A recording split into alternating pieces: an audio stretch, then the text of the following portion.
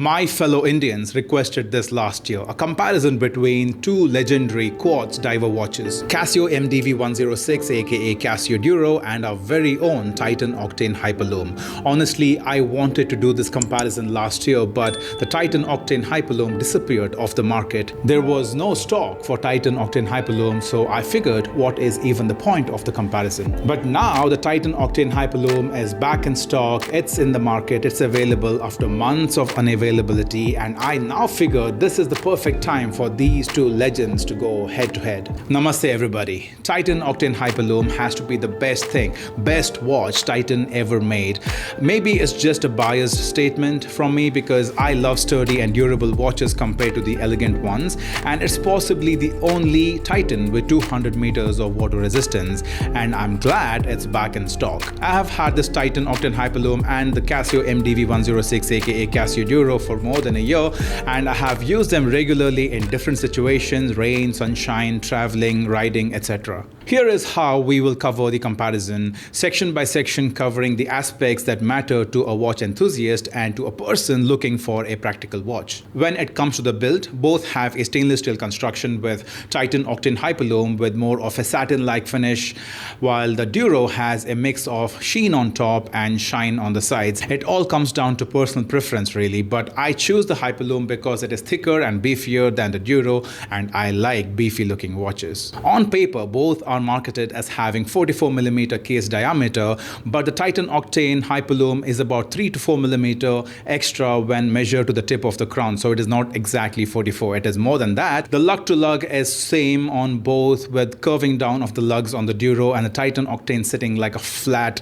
plate on your wrist. I will call this section a tie. The lug width of 24mm of the Titan is a bit much, that finding a lot of strap options can be tricky, while the 22mm of the Casio Duro allows you more options across different types of straps. Duro takes this section. The bezels on both are unidirectionally rotating with 120 clicks on one full rotation, and they both have a bit of backplay. Since most of us are not professional divers but are professional fidgeters, Titan Octane Hyperlume is perfect for that. It is perfect for fidgeting because of how easy it is to rotate the bezel. Casio Duro, on the other hand, requires some effort to rotate the bezel, and if you have oily fingers, then it's going to be harder. Also, I like the contrast of the bezel markings on the Titan Octane Hyperlume and the 200-meter water resistance text to replace some of the knurling on the bezel. For ease of usage, Titan takes this section. Let's hear the ratcheting of the bezels.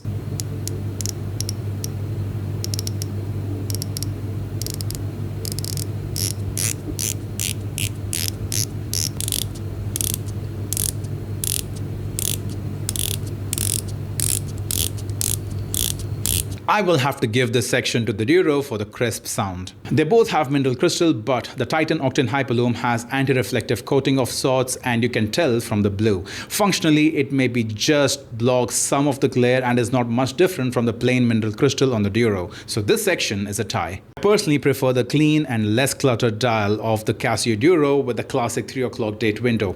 The multifunction dials for date and day of the week just doesn't work for me on this Titan diver. With Duro, there is some sunburst effect if you're into that. Casio MDV106 also has the advantage of the legendary Marlin logo at the 6 o'clock position, making this highly sought after. And this logo is engraved on the case back as well, and this engraving is deeper, giving it a bit of depth compared to the surfacial laser engraving on the Titan Octane Hyperlume. They both are screw lock case back considering they are 200-meter divers, but the engraved Marlin gives Duro the edge. Because they are divers, they both have screw lock crown protected by crown guards. Octane's crown looks neater because of the Titan logo.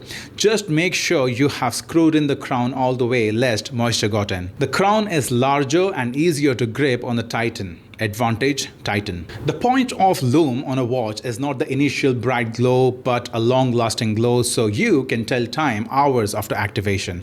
The Titan Octane has Hyperlume in its name and it lives up to it. It glows brightly, and even though it starts fading, it maintains a practical amount of glow for hours. I have experienced the glow when I woke up at 4 a.m. for that pee break and I glanced at the watch and I could still tell time. I can't say the same for Duro though. It glows bright for a few seconds and then dies out. You can see what I'm talking about from this Lume test. This is a 1-minute time lapse after I activated the Lume on both of these watches for 1 minute. Titan Octane Hyperlume is the clear winner.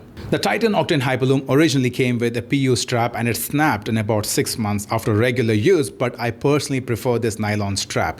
Despite the non-curving down of the lugs, it feels pretty good on my wrist. The Duro also comes with a resin strap and it is clearly better than the PU strap of the Titan Octane Hyperlume because I've had this for more than a year and it has not snapped yet, even after regular use. But I honestly prefer the Casio Duro on this 5-ring Zulu. It looks so cool. The Titan Octane is beefier because of the substantial thickness compared to the Duro, and not many can pull it off. If you can find a 24mm NATO, then the Titan Octane Hyperlume can be a great daily beater. I like them both and I will call it a tie. This is the final result and it's a tie. Choosing either one as the winner depends on how each of the sections are perceived by you. It could be different for you. Do you agree with this assessment? Do you have more points to add to the comparison? Let me know down in the comments. Watchtopia imports Casio MDV106, that is Duro, and they have it available from time to time. You can check their website. The link for this and the Titan Octane Hyperlume are in the description. When it comes to value for money, I wouldn't pay the retail price for the Titan Octane Hyperlume of 11,000 rupees.